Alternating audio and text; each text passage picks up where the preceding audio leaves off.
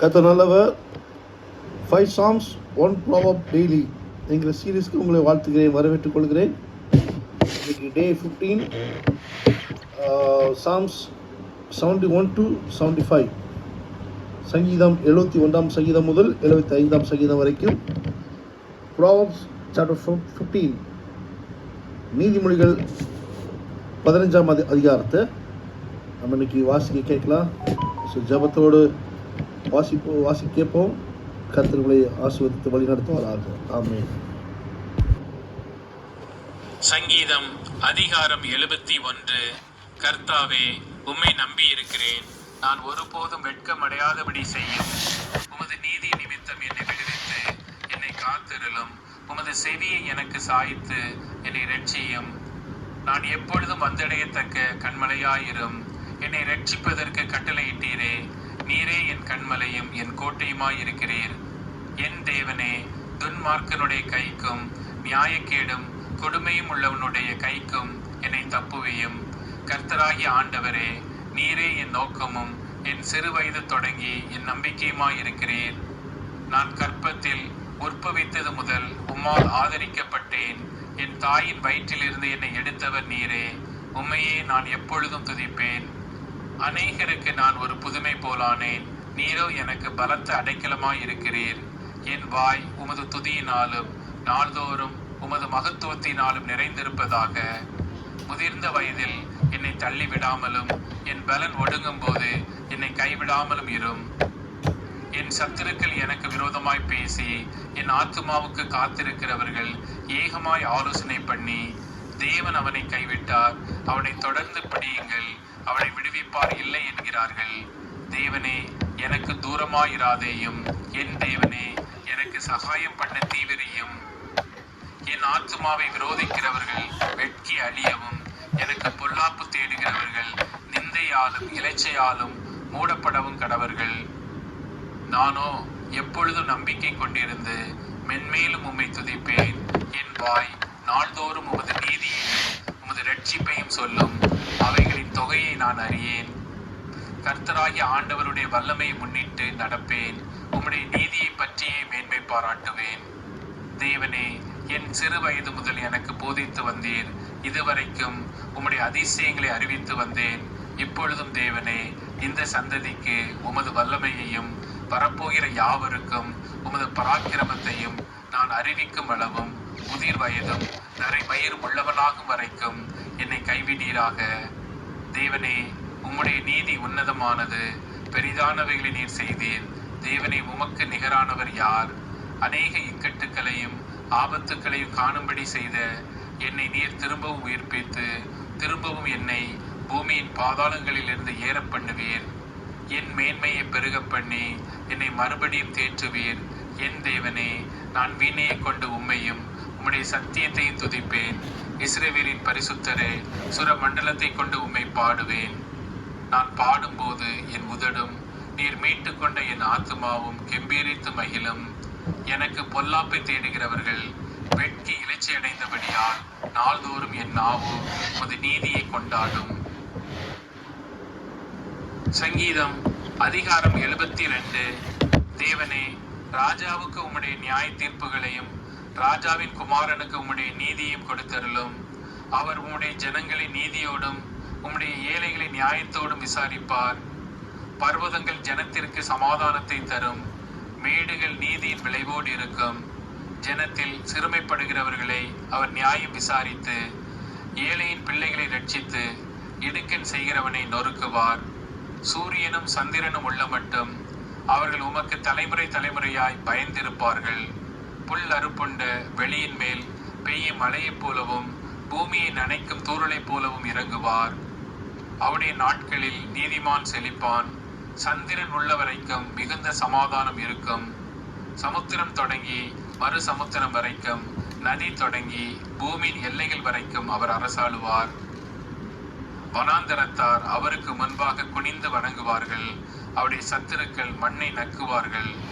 தர்ஷீஷின் ராஜாக்களும் தீவுகளின் ராஜாக்களும் காணிக்கைகளை கொண்டு வருவார்கள். ஷேபாவிலும் சேபாவிலும் உள்ள ராஜாக்கள் வெகுமானங்களை கொண்டு வருவார்கள். சகல ராஜாக்களும் அவரை பணிந்து கொள்வார்கள். சகல ஜாதிகளும் அவரை சேவிப்பார்கள். கூப்பிடுகிற எளியவனையும் உதவியற்ற சிறுமையானவனையும் அவர் விடுவிப்பார். பலவீனனுக்கும் எளியவனுக்கும் அவர் இறங்கி எளியவர்களின் ஆத்துமாக்களை ரட்சிப்பார். அவர்கள் ஆத்துமாக்களை வஞ்சகத்திற்கும் கொடுமைக்கும் தப்புவிப்பார். அவர்களுடைய இரத்தம் அவருடைய பார்வைக்கு அருமையாயிருக்கும். அவர் பிழைத்திருப்பார். ஷேபாவின் பொன் அவருக்கு கொடுக்கப்படும். அவர் நிமித்தம் இடைவிடாமல் ஜெபம் பண்ணப்படும். எந்நாளும் ஸ்தோத்திரிக்கப்படுவார். பூமியிலே மலைகளின் உச்சியில் ஒரு பிடி தானி விதைக்கப்பட்டிருக்கும். அதன் விளைவு லீபனோனை போல அசையும். பூமியின் புல்லை போல நகரத்தார் செழித்தோங்குவார்கள். அவருடைய நாமம் என்னென்றைக்கும் இருக்கும். சூரியன் உள்ள மட்டும் அவருடைய நாமம் சந்தான பரம்பரையாய் நிலைக்கும். மனுஷர் அவருக்குள் ஆசீர்வதிக்கப்படுவார்கள். எல்லா ஜாதிகளும் அவரை பாக்கியமுடையவர் என்று வாழ்த்துவார்கள். இஸ்ரவேலின் தேவனாய் இருக்கிற கர்த்தராகி தேவனுக்கு ஸ்தோத்திரம் உண்டாவதாக. அவரே அதிசயங்களை செய்கிறவர். அவருடைய மகிமை பொருந்திய நாமத்துக்கு என்னென்றைக்கும் ஸ்தோத்திரம் உண்டாவதாக. பூமி முழுவதும் அவருடைய மகிமையால் நிறைந்திருப்பதாக. ஆமேன், ஆமேன். ஈசாயின் புத்திரனாகிய தாவீதின் விண்ணப்பங்கள் முடிந்தது. சங்கீதம் அதிகாரம் 73. சுத்த இருதயமுள்ளவர்களாகிய இஸ்ரவேலருக்கு தேவன் நல்லவராகவே இருக்கிறார். ஆனாலும் என் கால்கள் தள்ளாடுதலுக்கும் என் அடிகள் சறுக்குதலுக்கும் சற்றே தப்பிற்று. துன்மார்க்கரின் வாழ்வை நான் காண்கையில் வீம்புக்காரராகி அவர்கள் மேல் பொறாமை கொண்டேன். மரண பரியந்தம் அவர்களுக்கு இடுக்கண்கள் இல்லை. அவர்களுடைய பலன் உறுதியாயிருக்கிறது. நரர் படும் வருத்தத்தில் அகப்படார்கள். மனுஷர் அடையும் உபாதியை அடையார்கள்.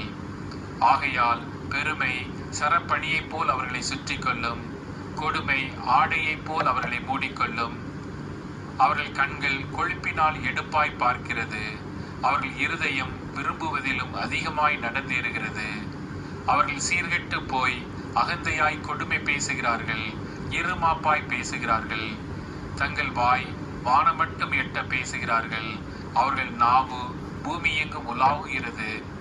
ஆகையால் அவருடைய ஜனங்கள் இந்த வழியாகவே திரும்புகிறார்கள். தண்ணீர்கள் அவர்களுக்கு பரிபூரணமாய் சுரந்து வரும். தேவனுக்கு அது எப்படி தெரியும்? உன்னதமானவருக்கு அதை பற்றி அறிவு உண்டோ என்று சொல்லுகிறார்கள். இதோ இவர்கள் துன்மார்க்கர். இவர்கள் என்றும் சுகஜீவிகளாயிருந்து ஆஸ்தியை பெருக பண்ணுகிறார்கள்.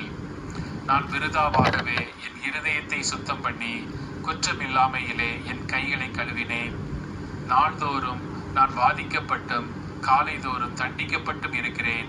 இவ்விதமாய் பேசுவேன் என்று நான் சொன்னேன். ஆனால் இதோ உம்முடைய பிள்ளைகளின் சந்ததிக்கு துரோகியாவேன். இதை அறியும்படிக்கு யோசித்து பார்த்தேன். நான் தேவனுடைய பரிசுத்த ஸ்தலத்துக்குள் பிரவேசித்து அவர்கள் முடிவை கவனித்து உணரும் அளவும் அது என் பார்வைக்கு விசனமாயிருந்தது. நிச்சயமாகவே நீர் அவர்களை சறுக்கலான இடங்களில் நிறுத்தி பாழான இடங்களில் விழப்பண்ணுகிறீர். அவர்கள் ஒரு நிமிஷத்தில் எவ்வளவு பாழாய் போகிறார்கள். பயங்கரங்களால் அழிந்து நிர்மூலமாகிறார்கள். நித்திரை தெளிந்தவுடனே சொப்பனம் ஒளிவது போல் ஆண்டவரே நீர் விழிக்கும் போது அவர்கள் வேஷத்தை இகழுவீர். இப்படியாக என் மனம் கசந்தது. என் உள்ளீந்திரியங்களிலே குத்துண்டேன். நான் காரியம் அறியாத மூடனானேன். உமக்கு முன்பாக மிருகம் போல் இருந்தேன். ஆனாலும் நான் எப்பொழுதும் உம்மோடு இருக்கிறேன். என் வலது கையை பிடித்து தாங்குகிறேன். உம்முடைய ஆலோசனையின்படி நீர் என்னை நடத்தி முடிவிலே என்னை மகிமையில் ஏற்றுக்கொள்வீர். பரலோகத்தில் உம்மை அல்லாமல் எனக்கு யார் உண்டு? பூலோகத்தில் உம்மை தவிர எனக்கு வேறே விருப்பம் இல்லை.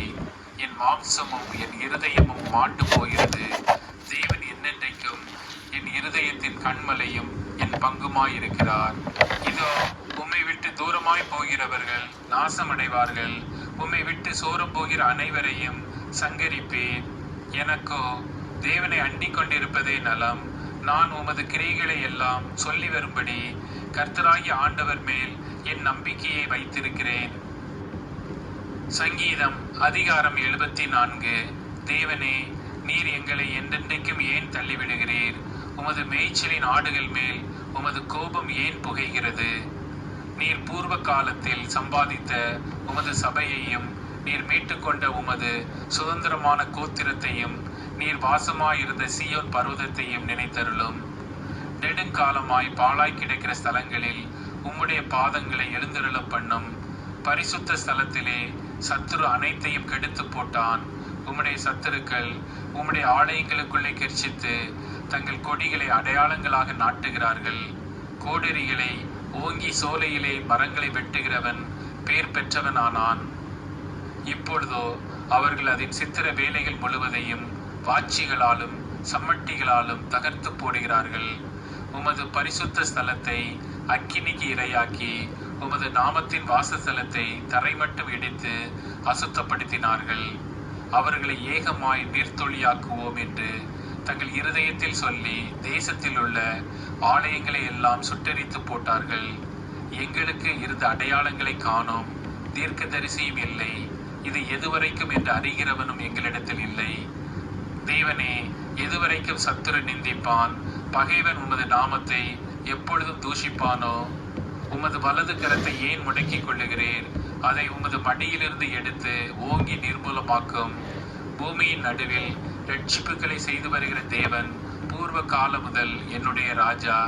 தேவரீர் உமது வல்லமையினால் சமுத்திரத்தை இரண்டாக பிளந்து ஜலத்தில் உள்ள வலு சர்ப்பங்களின் தலைகளை உடைத்தீர். தேவரீர் முதலைகளின் தலைகளை நொறுக்கி போட்டு அதை வனாந்தரத்து ஜனங்களுக்கு உணவாக கொடுத்தீர். ஊற்றையும் ஆற்றையும் பிளந்து விட்டீர். மகா நதிகளை வற்றி போக பண்ணினீர். பகலும் உம்முடையது, இரவும் உம்முடையது. தேவரீர் ஒளியையும் சூரியனையும் படைத்தீர். பூமியின் எல்லைகளை எல்லாம் திட்டம் பண்ணினீர். கோடை காலத்தையும் மாரி காலத்தையும் உண்டாக்கினீர். கர்த்தாவே, சத்துரு உம்மை நிந்தித்ததையும் மதியீன ஜனங்கள் உமது நாமத்தை தூஷித்ததையும் நினைத்துக் கொள்ளும். உமது காட்டு புறாவின் ஆத்துமாவை துஷ்டருடைய கூட்டத்திற்கு ஒப்புக்கொடாதேயும். உமது ஏழைகளின் கூட்டத்தை என்றைக்கு மறவாதேயும். உம்முடைய உடன்படிக்கையை நினைத்தருளும். பூமியின் இருளான இடங்கள் கொடுமையுள்ள குடியிருப்புகளால் நிறைந்திருக்கிறதே. துன்பப்பட்டவன் வெட்கத்தோടെ திரும்ப விடாதிரும். சிறுமையும் எளிமையுமானவன் உமது நாமத்தை துதிக்கும்படி செய்யும். தேவனே, எழுந்தருளும். உமக்காக நீரை வழக்காடும். மதியீன நாளே, நாடோறும் உமக்கு வரும் நிந்தையை நினைத்துக் கொள்ளும். உம்முடைய சத்துருக்களின் ஆரவாரத்தை மறவாதையும். உமக்கு விரோதமாய் எழும்புகிறவர்களின் அமளி எப்பொழுதும் அதிகரிக்கிறது. சங்கீதம் அதிகாரம் 75. உம்மை துதிக்கிறோம் தேவனே, உம்மை துதிக்கிறோம். உமது நாமம் சமீபமாய் இருக்கிறது என்று உமது அதிசயமான கிரியைகள் அறிவிக்கிறது. நியமிக்கப்பட்ட காலத்திலே யதார்த்தமாய் நியாயம் தீர்ப்பேன். பூமியானது அதன் எல்லா குடிகளோடும் கரைந்து போகிறது. அதன் தூண்களை நான் நிலைநிறுத்துகிறேன். சேலா. வீம்புக்காரரை நோக்கி வீம்பு பேசாதேயுங்கள் என்றும், துன்மார்க்கரை நோக்கி கொம்பை உயர்த்தாதிருங்கள் என்றும் சொன்னேன். உங்கள் கொம்பை உயரமாய் உயர்த்தாதிருங்கள். இருமாப்புள்ள கழுத்துடையவர்களாய் பேசாதிருங்கள். கிழக்கிலும் மேற்கிலும் வனாந்தர திசையிலும் இருந்து ஜெயம் வராது. தேவனே நியாயாதிபதி. ஒருவனை தாழ்த்தி ஒருவனை உயர்த்துகிறார். கலங்கி பொங்குகிற மதுபானத்தினால் நிறைந்த பாத்திரம் கர்த்தருடைய கையில் இருக்கிறது. அதிலிருந்து வார்க்கிறார். பூமியில் உள்ள துன்மார்க்கர் அனைவரும் அதன் வண்டல்களை உறிஞ்சி குடிப்பார்கள். நானோ என்றென்றைக்கும் இதை அறிவித்து யாக்கோபின் தேவனை கீர்த்தனம் பண்ணுவேன். துன்மார்க்கருடைய கொம்புகளை எல்லாம் வெட்டி போடுவேன். நீதிமானுடைய கொம்புகளோ உயர்த்தப்படும். ஆமென். கர்த்தர் நல்லவர். இப்போது நீதிமொழிகள் 15ஆம் அதிகாரத்தை நாம் வாசிக்க கேட்கலாம்.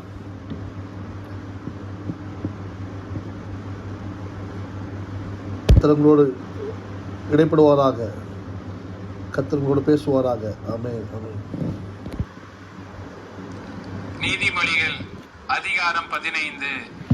மெதுவான பிரதியுத்தரம் உக்கிரத்தை மாற்றும். கடுஞ்சொற்களோ கோபத்தை எழுப்பும். ஞானிகளின் நாவு அறிவை உபயோகப்படுத்தும். மூடரின் வாயோ புத்தியினத்தை கக்கும். கர்த்தரின் கண்கள் எவ்விடத்திலும் இருந்து நல்லோரையும் தீயோரையும் நோக்கி பார்க்கிறது. ஆரோக்கியமுள்ள நாவு ஜீவ விருட்சம். நாவின் மாறுபாடோ ஆவியை நொறுக்கும். மூடன் தன் தகப்பன் புத்தியை அலட்சியம் பண்ணுகிறான். கடிந்து கொள்ளுதலை கவனித்து நடக்கிறவனோ விவேகி. நீதிமானுடைய வீட்டில் அதிக பொக்கிஷம் உண்டு, துன்மார்க்கனுடைய வருமானத்திலோ துன்பம் உண்டு. ஞானிகளின் உதடுகள் அறிவை இறைக்கும், மூடரின் இருதயமோ அப்படியல்ல. துன்மார்க்கருடைய பலி கர்த்தருக்கு அருவருப்பானது, செம்மையானவர்களின் ஜெபமோ அவருக்கு பிரியம். துன்மார்க்கனுடைய வழி கர்த்தருக்கு அருவருப்பானது, நீதியை பின்பற்றுகிறவனையோ அவர் நேசிக்கிறார்.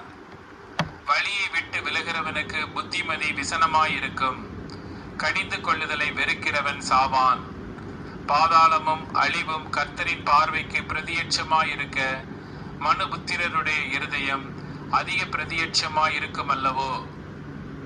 பரியாசக்காரன் தன்னை கடிந்து கொள்ளுகிறவனை நேசியான், ஞானவான்களிடத்தில் போகவும் மாட்டான்.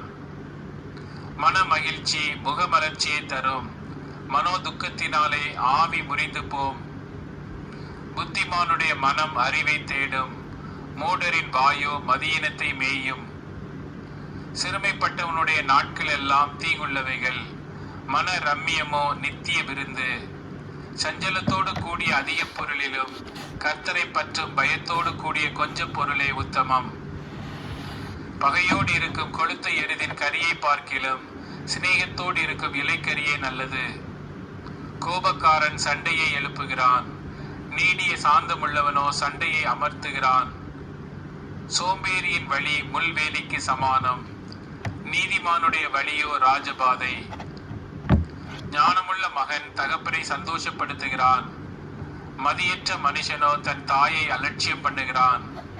மூடத்தனம் புத்தியீனனுக்கு சந்தோஷம், புத்திமானோ தன் நடக்கையை செம்மைப்படுத்துகிறான். ஆலோசனை இல்லாமையால் எண்ணங்கள் சிந்தியாமற் போம், ஆலோசனைக்காரர் அநேகர் இருந்தால் அவைகள் உறுதிப்படும். மனுஷனுக்கு தன் வாய்மொழியினால் மகிழ்ச்சி உண்டாகும், ஏற்ற காலத்தில் சொன்ன வார்த்தை எவ்வளவு நல்லது. கீழான பாதாளத்தை விட்டு விலகும்படி விவேகிக்கு ஜீவ வழியானது உன்னதத்தை நோக்கும் வழியாம். அகங்காரியின் வீட்டை கர்த்தர் பிடுங்கி போடுவார், விதவையின் எல்லையையோ நிலைப்படுத்துவார். துன்மார்க்கருடைய நினைவுகள் கர்த்தருக்கு அருவருப்பானவைகள், சுத்தவான்களுடைய வார்த்தைகளோ இன்பமானவைகள். பொருளாசைக்காரன் தன் வீட்டை கலைக்கிறான், பரிதானங்களை வெறுக்கிறவனோ பிழைப்பான். நீதிமானுடைய மனம் பிரதியுத்தரம் சொல்ல யோசிக்கும், துன்மார்க்கனுடைய வாயோ தீமைகளை கொப்பளிக்கும். துன்மார்க்கருக்கு கர்த்தர் தூரமாயிருக்கிறார், நீதிமான்களின் ஜெபத்தையோ கேட்கிறார். கண்களின் ஒளி இருதயத்தை பூரிப்பாக்கும், நற்செய்தி எலும்புகளை புஷ்டியாக்கும். ஜீவனுக்கு ஏதுவான கடிந்து கொள்ளுதலை ஏற்றுக்கொள்ளும் காது ஞானிகளிடத்தை தங்கும். புத்திமதியை தள்ளிவிடுகிறவன் தன் ஆத்துமாவை வெறுக்கிறான், கடிந்து கொள்ளுதலை கேட்கிறவனோ ஞானமடைவான். கர்த்தருக்கு பயப்படுதல் ஞானத்தை போதிக்கும், மேன்மைக்கு முன்னானது தாழ்மை. ஆமே. கர்த்தர் நல்லவர், கர்த்தர் ஆசீர்வதி நடத்துவாராக. தொடர்ந்து நாளைக்கும் தொடர்ந்து எல்லா நாளும் 5 சங்கீதமும் ஒரு நீதிமொழிகளும் வாசிக்கப்படும். இதை ஃபாலோ பண்ணுங்கள், சப்ஸ்கிரைப் பண்ணுங்கள், மற்றவர்களுக்கு ஷேர் பண்ணுங்கள். ஆமென். கர்த்தர் ஆசீர்வதிப்பாராக. ஆமென். God bless you.